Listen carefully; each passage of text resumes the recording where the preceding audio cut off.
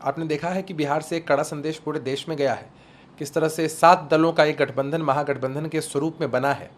और हमारे नेता नीतीश कुमार जी की भी यही प्राथमिकता है कि 2024 के चुनाव के मद्देनज़र यह बेहद आवश्यक है कि पूरे देश के स्तर पर विपक्ष के सभी दल किसी भी तरह के मनमुटाव को छोड़ करके एक साथ हों, एकजुट हों, लामबंद हों और यह सुनिश्चित करें कि 2014 वाले 2024 में नहीं आने वाले। मुलायम सिंह यादव के निधन हो गया, मंगलवार को सेफई में उनका अंतिम संस्कार होगा।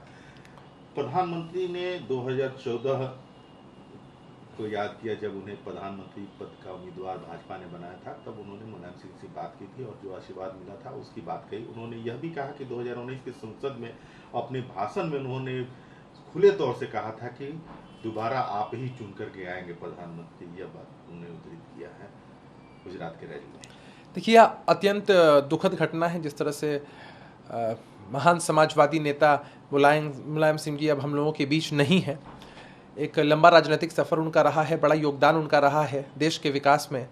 और राजनीति में कोई व्यक्तिगत भेदभाव नहीं होते हैं, लोग आइडियोलॉजीज़ के खिलाफ होते हैं और उनके मधुर संबंध सभी दलों के नेताओं के साथ रहे हैं। यही कारण है कि सभी दलों के नेता हों, चाहे वो सत्ता पक्ष के लोग हों या विपक्ष के लोग हों, सभी दलों ने एक स्वर से यह इस बात को स्वीकारा है कि मुलायम सिंह जी के जाने से पूरे देश के राजनीतिक जगत को अपूरणीय क्षति हुई है और इस कमी को कोई भर नहीं सकता है। हम सभी लोग उनके लिए अपनी भावभीनी श्रद्धांजलि अर्पित करते हैं। एएमआई के प्रमुख असदुद्दीन ओवैसी ने भारतीय जनता पार्टी पर हिंदुओं और मुसलमानों के बीच तनाव पैदा करने का आरोप लगाते हुए जमकर खिंचाई की है।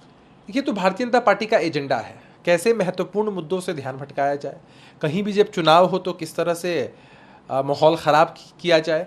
एक एजेंडा उनका हमेशा रहता है तनाव पैदा करना और वोटों का लाभ लेना।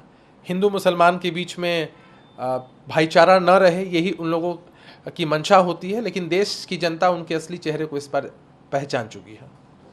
हमने चुनाव आयोग के सदस्यों से मुलाकात की और उन्हें बताया कि भारत जोड़ो यात्रा के दौरान जनप्रतिनिधित्व कानून का उल्लंघन नहीं किया गया।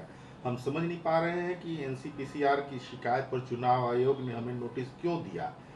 कहा जा रहा है कि बच्चों का इस्तेमाल चुनाव प्रचार के लिए किया जाता है, जो कि बिल्कुल गलत है। राहुल गांधी बच्चों से पार्टी को वोट देने के लिए नहीं कर रहे हैं।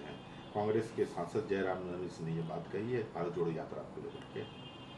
देखिए, केंद्रीय एजेंसियों का बेजा इस्तेमाल किस तरह से किया जाए, यह भारतीय जनता पार्टी से सीखा जा सकता है।